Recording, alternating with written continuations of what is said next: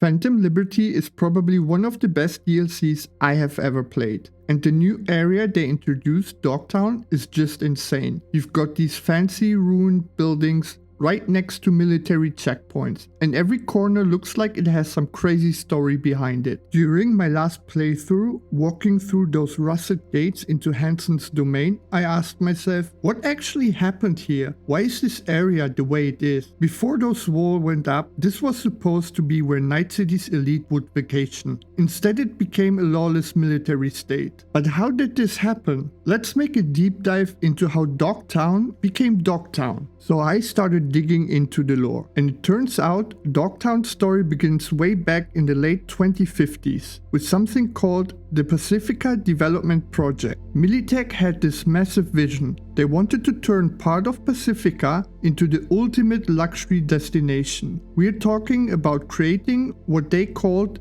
the Renaissance, a corporate playground where the most powerful people in Night City would come to see and to be seen. You can imagine it like this. Corporate executives making million-dollar deals while drinking cocktails by pools. The centerpiece was going to be the EBM Petrochem Stadium, funded by oil money, to house Night City's Nighthawks football team. But it wasn't just about sports. This was a corporate theater on a massive scale. The luxury infrastructure they planned tells you everything about how ambitious this project was. The scale alone required bringing in the biggest names in construction. HFS, Sirafa, Corpbut, Orox, all these corporate giants demolishing old Pacifica buildings to make way for something completely new. They had grand plans for luxury hotels, pristine swimming pools, and dazzling mansions. The whole thing was supposed to be showcased at this massive expo called Founding Our Future Innovation Expo. They were planning to show off models of the Eventide Resort and Spa and the Heavy Hearts Club, which, fun fact, still exists in Dogtown today, but serving a very different purpose. But here is where things get really interesting. And this is where the story takes a dark turn that explains everything you see in the game today. While all these construction crews were building the corporate paradise above ground, Militech was running a completely different operation underground. And I'm talking about something that goes way back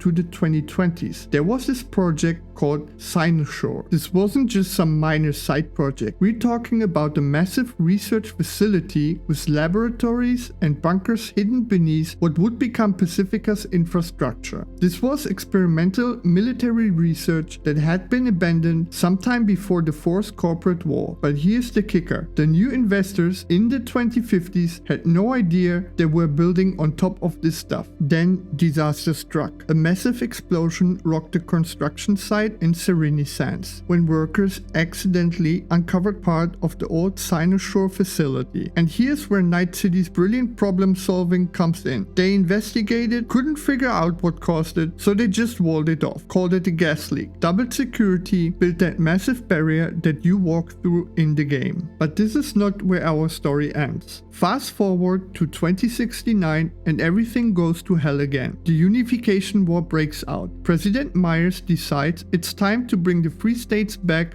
under federal control. She nationalizes Militech and deploys this guy named Colonel Kurt Hansen and his barges unit to secure the area.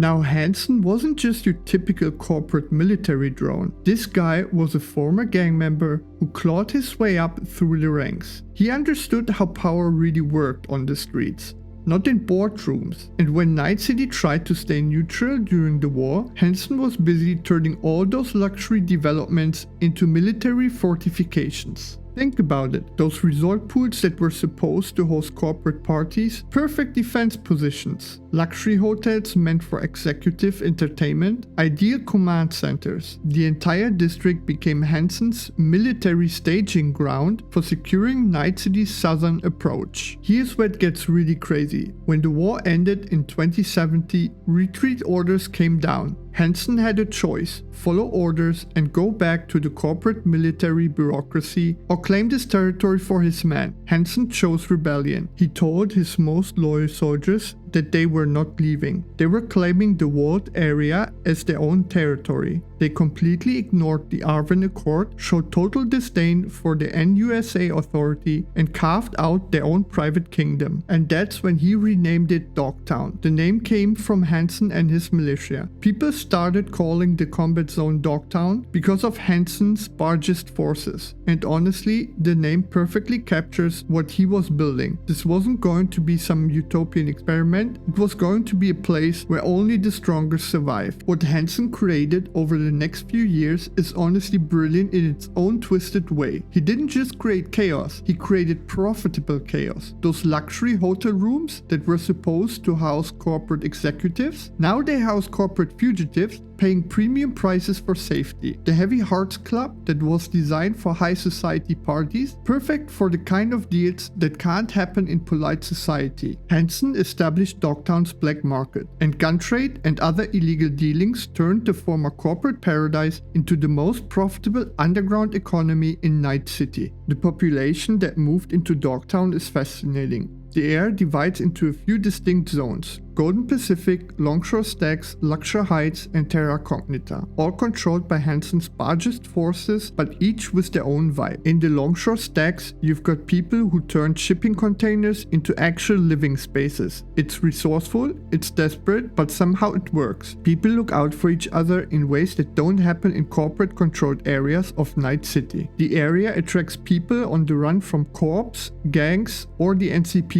but you've also got ordinary people who were pushed to the margins of Night City society and were desperate enough to try their luck behind Hansen's walls. I don't want to romanticize what Hansen built, because Dogtown is absolutely horrific if you're not part of the elite. The inequality there makes the rest of Night City look fair by comparison. Hansen's inner circle lives in luxury, while most people are scraping by in container homes with no trauma team coverage, no NCPD protection, and no safety net at all. The NCPD is literally forbidden to enter Dogtown, and trauma team rarely goes in because of the risk and because hardly anyone has insurance. Hansen's people serve as law enforcement, but they're not really police. They might help you, they might not. Their main job is just preventing total anarchy. Small conflicts, not their problem. Despite all the darkness, Dogtown functions as a society in ways that other parts of Night City don't. There's this brutal honesty to it. It doesn't pretend to be something it's not or hide violence behind corporate marketing. By 2077, Hansen's been ruling for years, earning fame both inside and outside Dogtown. He's got friends in high places, including NCPD commissioners, but maybe he got too comfortable because the events of Phantom Liberty completely shake everything up. When President Meyer's Space Force 1 crashes in the district, it brings FIA agents and advanced AI technology that connects back to those old Sinosure ruins. It's like the past came back to bite them. The same experimental tech that caused problems decades ago is now causing chaos all over again. So that's Dogtown. Corporate dreams turned into a warlord's kingdom. Hansen took luxury hotels and turned them into fortresses. But maybe that's just Night City's way. Old problems never really die, they just get new management.